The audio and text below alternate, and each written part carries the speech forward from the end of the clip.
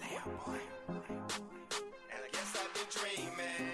'Cause now that I'm woke, everything that I see ain't what it seems. I guess I've been dreaming. 'Cause now that I'm here, what I feel motivates me with reason. I guess I've been dreaming. 'Cause now that I'm woke, everything that I see ain't what it seems. What up, people? What up? And we're back.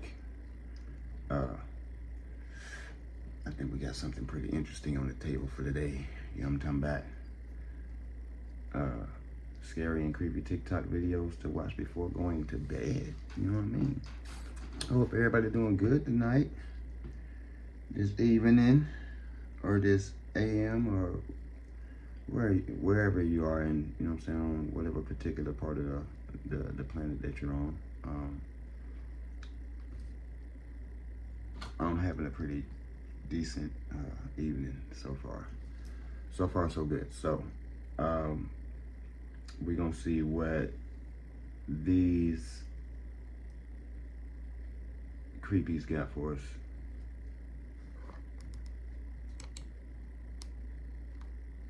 Right now. Let's get it busted.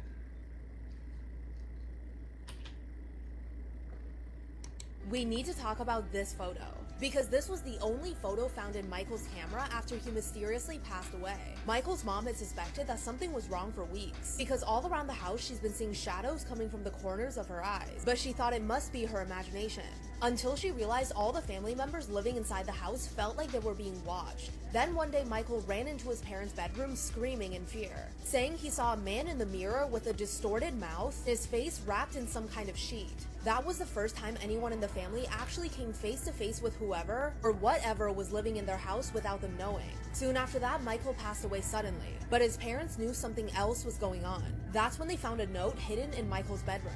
And all it said was, "I got it, Mom, check the camera." Follow for more. Japanese yokai, Doro Tabo, the muddy monk. Doro Tabo are spirits of old men who toil hard on their rice fields. They appear as one-eyed with 3 fingernails rising up from the mud at night. The Doro Tabo are spirits of vengeance and rage. They roam the overgrown fields calling out in a mournful, "Give me back my rice field." The Doro Tabo continue haunting until the wasteful owners change their ways or give and flee.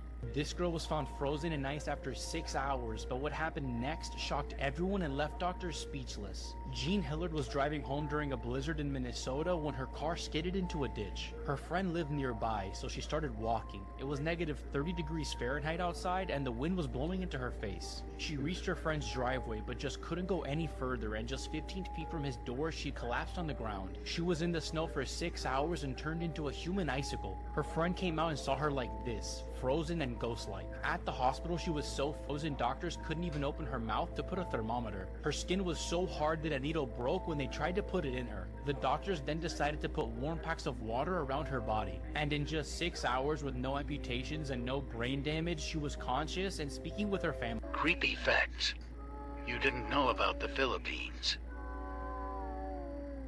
If you hear a knock on the door around 12 a.m., don't you dare open it. Ignore it and go back to sleep. If you hear an ambulance and a random dog barking, it means the patient will die. If you see a white lady, do not fake your brain or she will join you. This is crazy, bro. The song Stairway to Heaven, if you play it backwards, it is the most demonic thing you'll probably ever hear. I'm just gonna play it for you. Okay.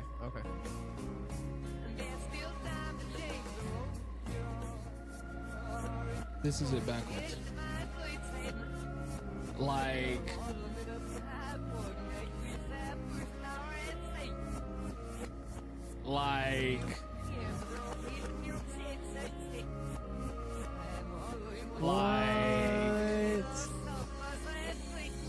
When people said stuff like that, it was just because those were older parents back in the 80s or whenever these songs came out, and they were like, it's the devil music, you can't listen to it.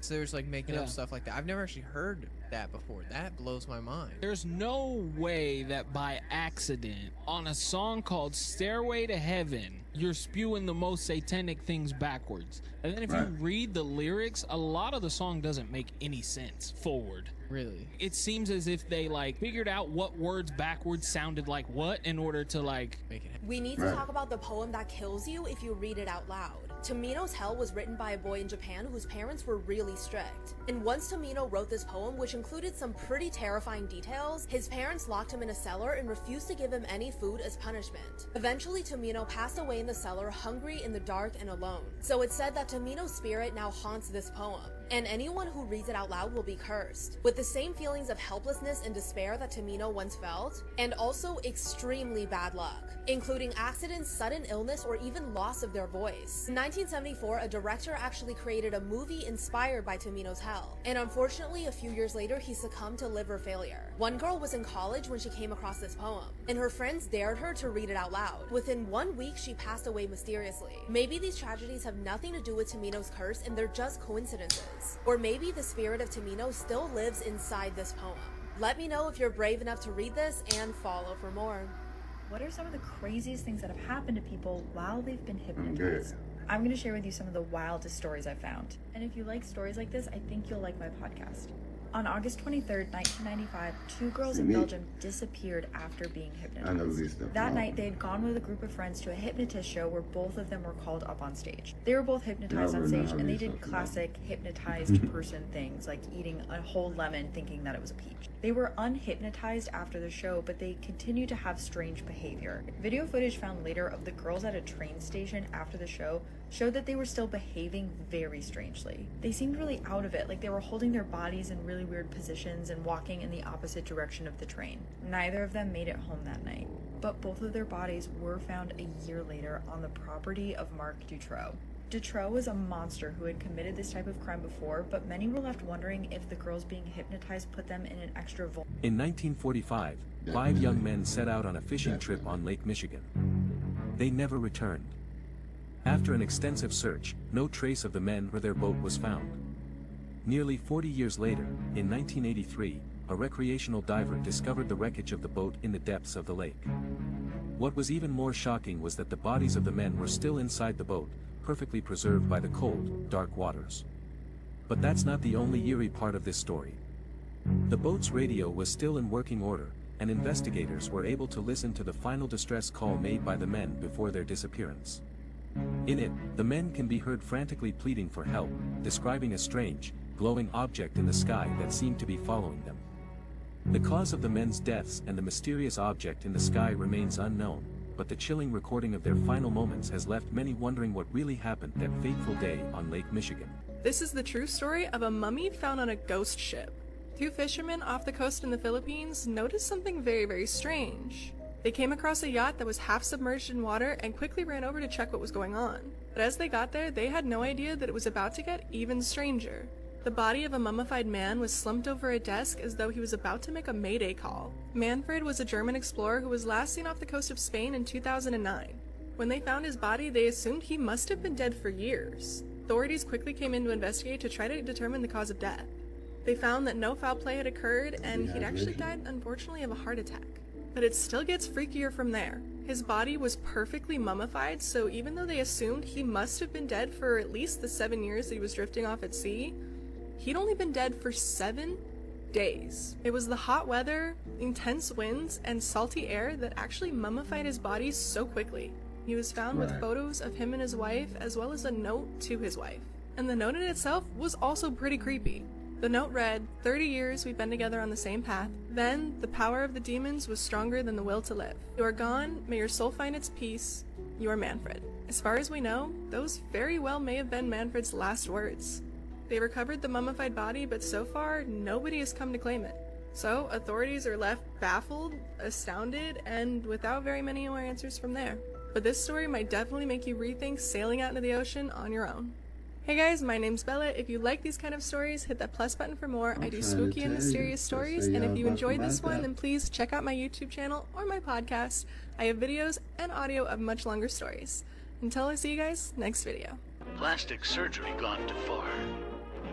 Sarah Tabar wanted to look like Angelina Jolie, and now looks like this. Henry Rodriguez wanted to look like This is wrong. Red Skull, and now looks like this. I ordered a baby from the dark web. This is what was delivered. This isn't a baby, it's a silver thing. Let's open it. This is a pregnancy test. It smells strange. It's positive. What am I supposed to do now? A creepy used preg test. Let's talk about the lore behind the most disturbing common enemy in the Resident Evil franchise. The Revenant from Resident Evil Revelations 2. This one is gruesome. Revenants are the result of Alex Wesker's experimentations with the Ouroboros virus, the same virus that Wesker uses in Resident Evil 5. But Revenants aren't made from just injecting the host with the virus. It's much, much worse. They take various body parts from humans that have already passed away and stitch them together with thread and metal. Then they inject that Frankenstein corpse with the virus. And because Revenants were made in this weird and disturbing way, they actually have full control over each individual body part that was mashed together. But what happens when you combine multiple Revenants together and give them the virus? You get something even worse. A Durlga. I really think Alex Wesker made some of the most disturbing BOWs in the franchise's history. Of the scariest lockdown photos I have ever seen in my life. On April 16th, 2010, in Newcastle High School, they went into a lockdown procedure. Somebody comes over the internet and they say that there are reports of a dangerous individual who's inside the school. When this happens, Angela Germain just stays in place. She stays in the girls' bathroom and she ends up sending this blurry photo to her friend Kelly. And she's like, I've got to stay in here, oh my god. What she didn't realize was that when she sent that picture, in the dimmed emergency lights of that bathroom, she had captured the intruder who was hiding behind the end stall. But by the time her friend even notices the face and tells teachers and police and they get to the bathroom, Angela was found stabbed more than 15 times, having later succumbed to those injuries. Because of Angela's final photo and 2 other witnesses in the school, they do make a composite sketch, but they would never find this person. The only thing that we have left is the Did Nicola Tesla really know the secret behind the pyramids? According to Tesla, the pyramids were more than just ancient tombs or architectural marvels. He believed that they held a hidden power, a mysterious energy source waiting to be unlocked. Tesla speculated that the pyramids were designed to harness and transmit wireless energy, tapping into the Earth's natural electromagnetic field. In his view, these majestic structures acted as gigantic power plants, capable of transmitting energy across vast distances. Imagine a world where electricity flowed freely, wirelessly, without the need for cumbersome cables or grids. Imagine that. Tesla envisioned a future where the pyramid's technology could be harnessed, revolutionizing the way we power our world. While Tesla's theory remains speculative, it challenges us to think beyond conventional wisdom. It sparks curiosity and invites us to explore the mysteries of the past. So the next time you gaze upon the pyramids, let yourself wonder, could there be more to these ancient wonders than meets the eye? Let's talk about the true story behind Candy on Hulu and Love and Death on HBO Max and how Betty Gore was axed 41 times. Betty Gore was born on January 9th, 1950, and while she was attending college, she met a teaching assistant named Alan Gore through one of her classes. 2 of them immediately hit it off, they began dating, and in 1970, Alan and Betty decided to get married. Soon after their wedding, they had their first daughter named Alyssa, and after this, they decided to move to the small town of Wiley, Texas to start a new life. At first, their marriage seemed to be great. They were very in love with each other and they were excited to grow their family. However, according to reports, Betty did struggle with anxiety and occasional depression. Alan would often have to travel for work, so this meant that Betty was home alone with Alyssa, and this would just cause her a lot of anxiety. She would constantly be calling his office to check in on him. She would call the hotel he was staying at just to talk to him. The traveling was causing a lot of issues in their relationship, and since they had just moved to a new town, Betty didn't really have a lot of friends. She wanted to be more active in the community, so she decided to join her local church, and that's when she began making friends. She started to become friends with a woman named Candace Montgomery, also known as Candy. Both sang in the choir, and the reason they started to become closer is because Betty's daughter, Alyssa, started to grow closer to Candy's daughter. Now, a little bit about Candy. She was married to a man named Pat Montgomery, and the 2 of them lived a very comfortable life in Wiley, Texas. Her husband had a very good job, so she was able to stay home and take care of their 2 kids. And she had a very nice house. They actually called her house the party house because that's where everyone would get together to hang out. She was friends with everyone in the community. I mean, she was kind of like your typical PTA mom. Even though Betty had joined the church and had started making new friends, things between her and Alan were still not good. She even confided in her friend Candy and told her that her and Alan did not have sex. She just didn't know what else to do or how to get the sparks going again. However, Betty ended up getting pregnant with a 2nd daughter, and she thought that this would change things between her and Alan. And it somewhat did. He was excited about their 2nd daughter. Candy was excited about this as well. She even threw Betty a baby shower at her own house. Alan even told Betty that they were going to take a trip to Europe, just the 2 of them without children, so that they could reconnect and just be with each other. other. So it seemed like things were going well. On Friday, June 13th, 1990, Alan was away on a business trip in Minnesota, and Betty was at home taking care of their newborn daughter and getting everything ready for their trip to Europe. Their oldest daughter, Alyssa, actually spent the night at Candy's house, and she was supposed to come back later that day because she had swim practice. However, Alyssa and Candy's daughter really wanted to have another sleepover, so Candy called Betty and asked her if it was okay if Alyssa spent another night there. Betty told Candy that Alyssa had swim practice, and that's when Candy offered to go to Betty's house, pick up the swimsuit, and take Alyssa to practice. So Betty agreed to this plan. Later that morning, Candy stopped by Betty's house to pick up the bathing suit, and then she left. As the day continued to progress, Alan called the house just to check in on Betty, but he wasn't able to get in contact with her. He called one of the neighbors to go check on Betty, and that's when they discovered that Betty was dead. Okay, more in part 2.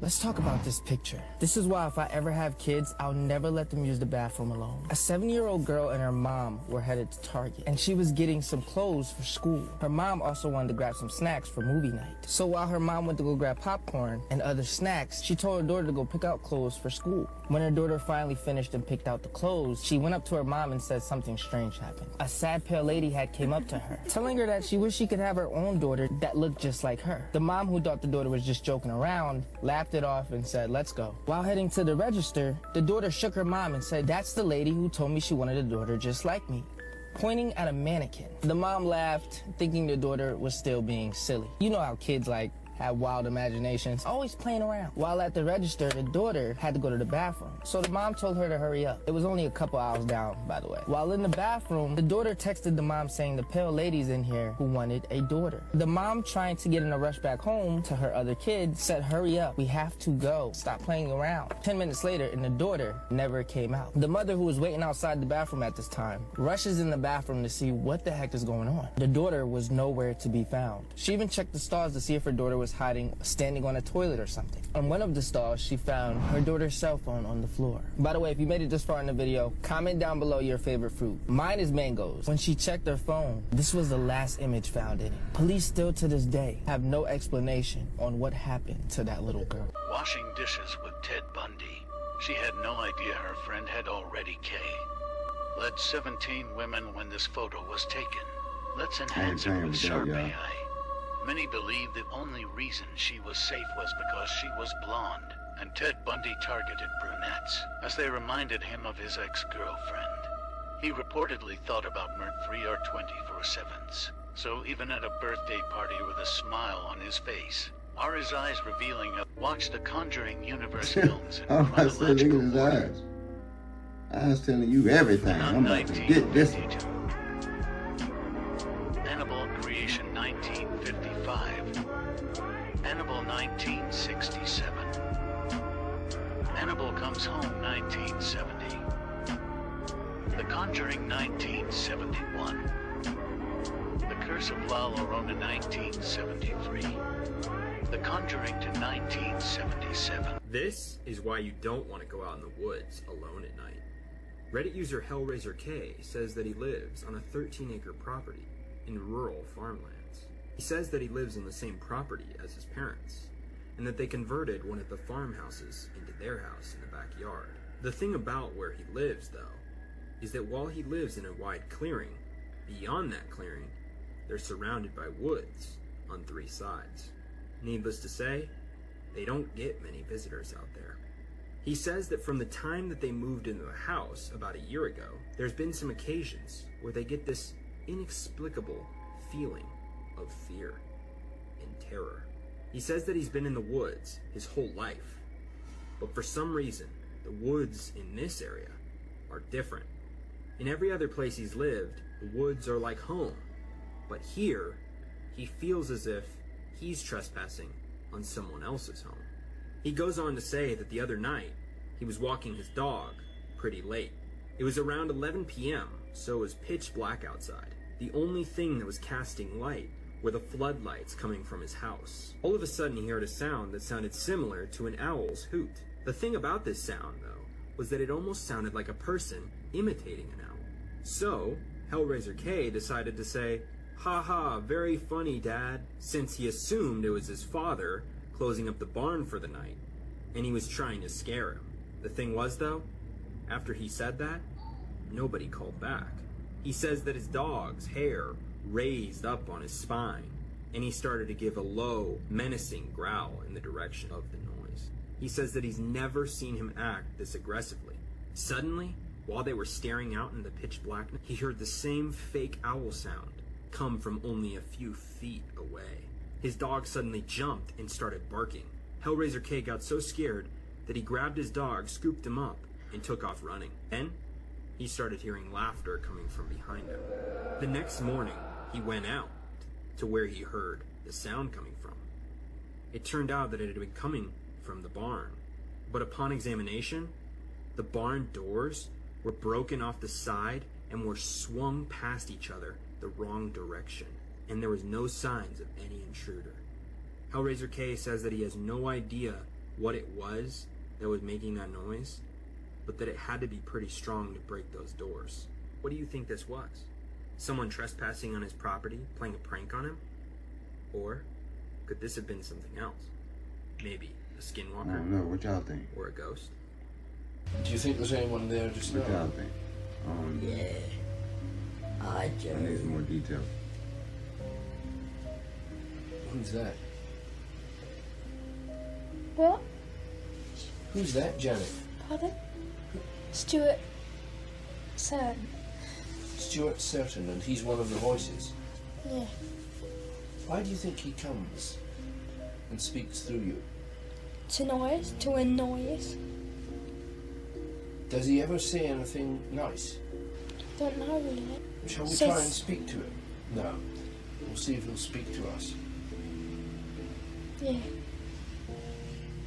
Is anybody there? No. Who's there? Doctor Doctor who? Goose Chaser's here.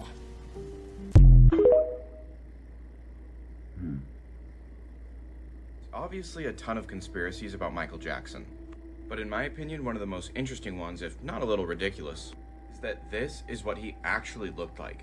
Hear me out.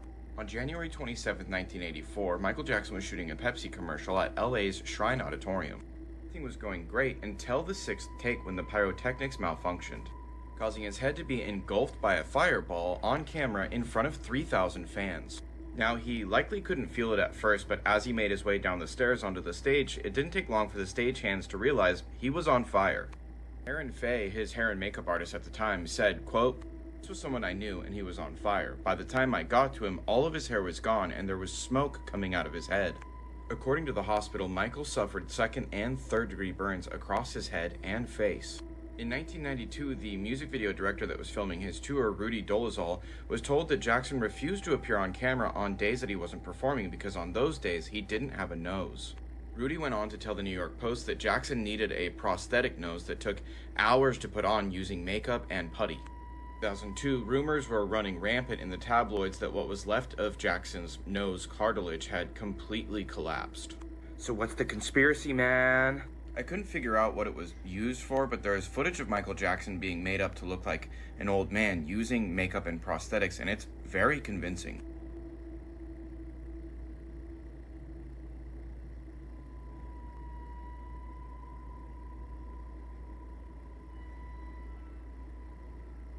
Then there's also this Akon interview where Akon describes going to the movies with Michael Jackson and being shocked when he got there and a complete stranger walked up to him and started talking in Michael's voice because it was Michael, but he was absolutely unrecognizable. The theory being that nobody really knew what Michael Jackson looked like anymore because the Michael Jackson that was famous was just a mask. Now this is a real man named Dave, a victim of horrible burns when he was young, and Michael Jackson just kind of took an interest in him and took care of him. So at first when I was reading about this, I was like, okay, case closed, that's a different guy. But the theory points out that Dave suddenly became a lot more public and his appearance kind of changed after Michael Jackson's death, insinuating that Jackson didn't pass away in 2009 but instead resumed living under various assumed identities, easily fooling the world because nobody had really known what he looked like since the 80s.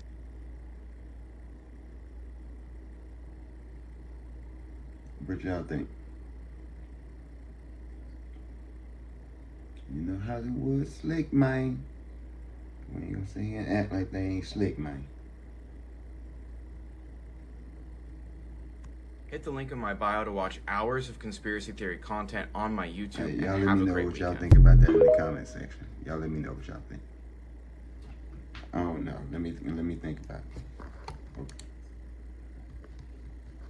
Okay, well, I guess that concludes the video. So, y'all let me know what y'all think about that one, you know what I mean, in the comment section. What you think about Mike in this situation here, you know what I mean? Because I've heard some things about that ordeal there, you know what I mean, what kind of took place. So, but y'all let me know, you know what I'm saying? Other than that, you know what I'm saying, I hope y'all like the video, you know what I'm saying? Until next time.